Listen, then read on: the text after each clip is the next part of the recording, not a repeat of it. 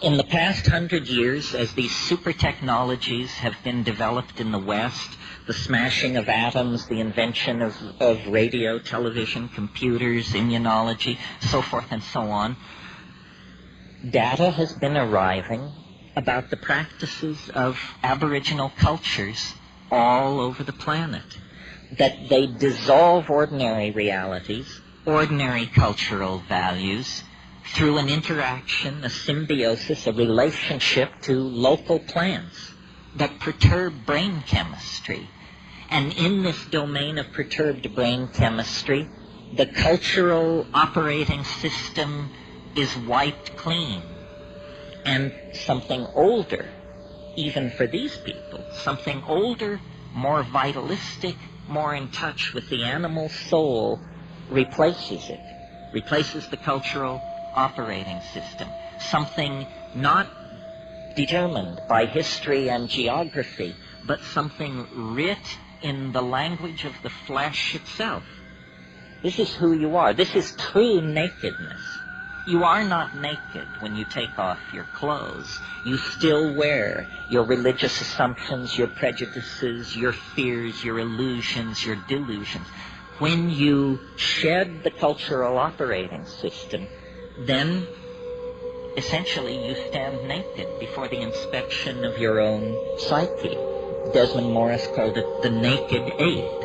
And it's from that position, a position outside the cultural operating system, that we can begin to ask real questions about what does it mean to be human, what kind of circumstance are we caught in, and what kind of structures, if any, can we put in place to assuage the pain and accentuate the glory and the wonder that lurks waiting for us in this very narrow slice of time between the birth canal and the yawning grave. In other words, we have to return to first premises. So I've been thinking about this a lot, and at first it seemed to me only a metaphor, this phrase, culture is your operating system. But because I travel around a lot and get that jolting experience frequently of, let's say, leaving London on a foggy evening and arriving in Johannesburg 14 hours later to a sweltering day in a city of 14 million on the brink of anarchy, I get to change my operating system frequently. And so I notice the relativity of these systems. And some work for some things and some for others.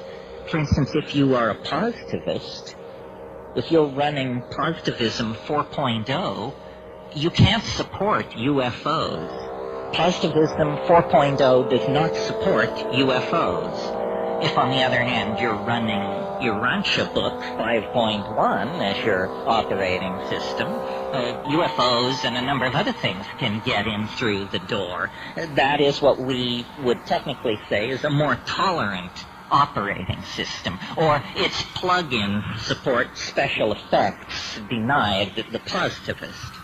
Well, it's fun to think this way because it shows you that you don't have to be the victim of your culture. It's not like your eye color or your height or your gender. It's fragile. It can be remade if you wish it to be. And then the question is, well, how does one download a new operating system? Well, first of all, you have to clear some space on your disk. The best way to do this is probably with a pharmacological agent. You think of some while I have a drink of water.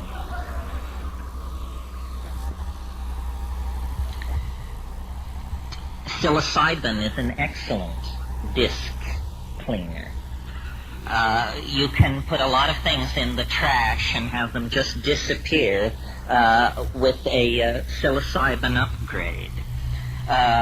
Other pharmacological agents that will clear your disk are ayahuasca.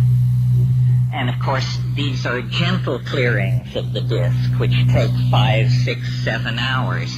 If you're in a hurry to dump that old data and leap right into the new operating system, click on the button marked dimethyltryptamine. A compressed disk erasure will immediately be downloaded, unstuffed, bin-hexed, implemented, installed, run, and you will find yourself with an entirely different head.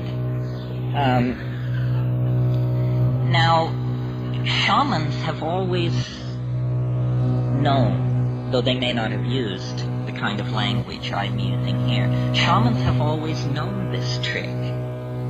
What trick? It has two facets. First of all, that culture is an operating system. That's all it is. And that the operating system can be wiped out and replaced by something else. So, in essentially, what's going on among shamans and those who resort to them for curing and counseling and so forth is somebody's running a slightly more advanced operating system than the customer. The shaman is in possession of certain facts about plants, about animals, about healing, about human psychology, about the local geography, about mojo of many different sorts that the client is not aware of. The client is running culture light. The shaman paid for the registered and licensed version of the software and is running a much heavier version of the software than the client.